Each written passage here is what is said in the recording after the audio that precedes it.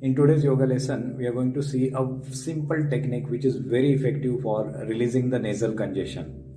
As a children, all of us have taken a lot of turmeric with milk just to release and get relief from the throat infection or the throat congestion.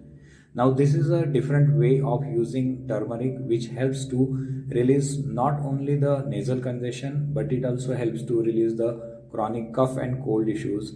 Along with that, sometimes because of sinus we get headaches, so this sinus also can be improved by the practice of this simple technique which is called as a dhumapanam.